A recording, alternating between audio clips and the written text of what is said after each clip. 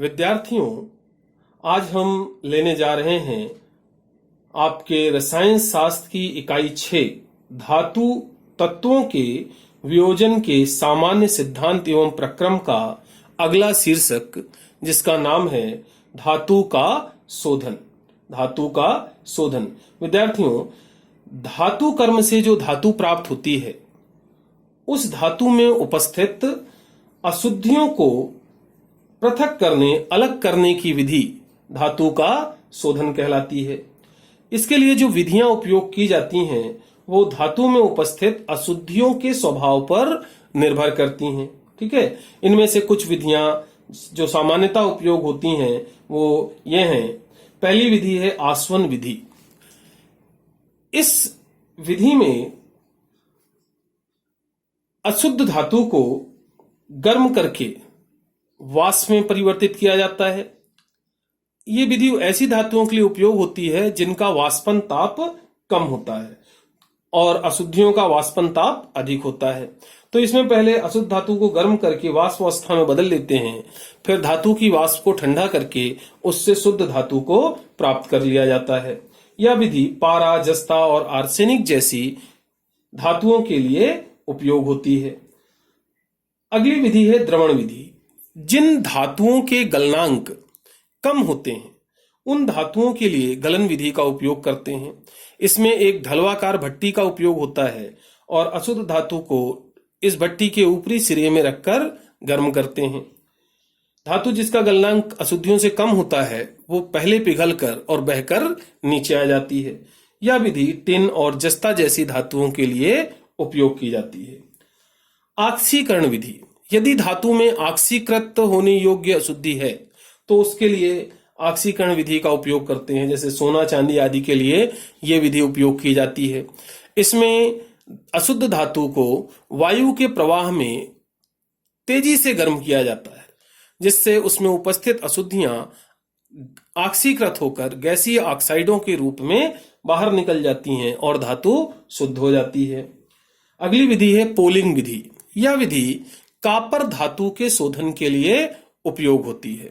इसमें पिघली हुई अशुद्ध कॉपर धातु को लकड़ी के हरे डंडों से मिक्स किया जाता है, मिलाया जाता है, जिससे अशुद्धियां लकड़ी के डंडों के साथ और वाष्पित होकर बाहर निकल जाती हैं और धातु शुद्ध हो जाती है। अगली विधि है प्रभाजी क्रिस्टलन अथवा खंड, जिसको मंडल भी कहते हैं, परिष्करण विधि। ध्यान रहे बेटा, इस विधि से अति शुद्ध अवस्था में धातु हमें प्राप्त होती है। इस विधि के द्वारा सिलिकॉन, जर्मेनियम, गैलियम, टेल्यूरियम आदि धातुओं का शोधन किया जाता है। इस विधि में इस तरह के उपकरण का उपयोग किया जाता है जिसमें एक सिंपल सा तापक होता है, भट्टी होती है और अशुद्ध धातु की रॉड होती है। अशुद्ध धातु की रॉड को एक तरफ से दूसरी तरफ की ओर भट्टी के बीच से ले जाया जाता है, जिससे धातु पिघलती है और पिघलने के बाद उसमें जो अशुद्धियां होती हैं द्रव धातु में घुल जाती हैं और जैसी रॉड आगे जाती है तो ठंडी होने के कारण ठोस में बदल जाती है, तो शुद्ध धातु आगे निकल जाती है और अशुद्धियां द्रव धातु के साथ घुलकर पीछे रह जाती हैं और जो धातु है वो शुद्ध हो जाती है। ठीक है, ये जो विधि है ये इस सिद्धांत पर आधारित है कि जो अशुद्धियां हैं वो धातु की ठोस अवस्था की अपेक्षा उसकी द्रव अवस्था में अधिक घुलनशील होती हैं। और अब अगली विधि की हम बात करने जा रहे हैं वाष्प अवस्था शोधन। वाष्प अवस्था शोधन में बच्चों धातु को, अशुद्ध धातु को लेकर के उसे किसी धातु के वाष्पशील यौगिक में बदल लिया जाता है। फिर इस वाष्पशील यौगिक का अपघटन करके शुद्ध धातु को प्राप्त कर लेते हैं। ठीक, इसकी कई विधियां हैं, जिनमें से कुछ विधियां हैं। नंबर 1 अमलगमन। देखिए, धातु का मरकरी धातु के साथ बना विलयन अमलगम कहलाता है।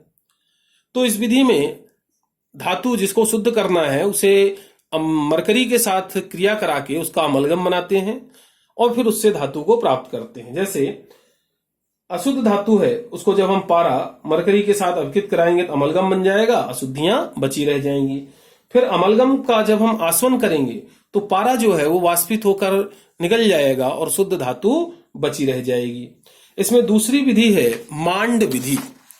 मांड विधि का नाम इसके आविष्कारक ए मांड के नाम पर रखा गया है या पड़ा है। इन्होंने निकेल के लिए ये विधि दी थी, हालांकि वर्तमान में और भी धातुओं के लिए इसका उपयोग होने लगा है। निकेल को कार्बन मोनोऑक्साइड के वातावरण में 300 से 350 केल्विन पर गर्म करने से टेट्रा कार्बोनिल निकेल वाष्पशील यौगिक बनता है और अशुद्धियां बची रह जाती हैं। फिर इस वाष्पशील यौगिक को 450 से 475 केल्विन ताप पर गर्म करने से कार्बन मोनोऑक्साइड गैसीय रूप में निकल जाती है और शुद्ध निकेल धातु बची रह जाती है। अगली विधि है वॉन आर्केल विधि। वॉन आर्केल विधि के द्वारा जर्कोनियम टिन जैसी धातुओं का शोधन किया जाता है। ठीक है, इसमें धातुओं को आयोडीन के साथ अभिकृत करके आयोडाइड में बदल लिया जाता है और अशुद्धियां बची रहती हैं। फिर इस आयोडाइड को गर्म करते हैं, चूंकि आयोडीन ऊर्ध्वपातिज पदार्थ है तो वह वाष्पित होकर बाहर निकल जाता है और शुद्ध धातु बची रहती है। जैसे जर्कोनियम को आयोडीन के साथ क्रिया कराने से ZrI2 बन गया। फिर ZrI2 को जब 1800 केल्विन पर गर्म करते हैं तो जर्कोनियम धातु शुद्ध अवस्था में मिलती है और आयोडीन बाहर निकल जाता है। नेक्स्ट है विद्युत अपघटनी विधि। ये जो विधि है बेटा, ये विद्युत अपघटनी सिद्धांत पर आधारित है। इसमें किसी भी धातु को, चूंकि धातुएं विद्युत की चालक होती हैं, तो किसी भी धातु को इस विधि के द्वारा शुद्ध किया जा सकता है। ध्यान रहे, इस विधि में विद्युत अपघटनी सेल का उपयोग करते हैं।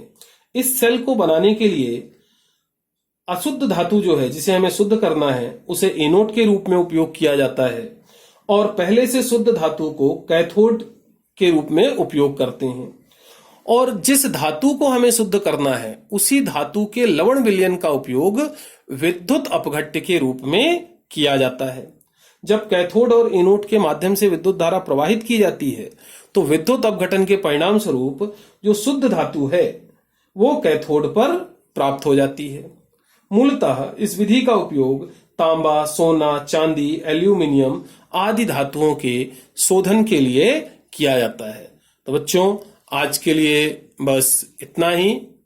आगे हम बात करेंगे अपनी अगली क्लास में।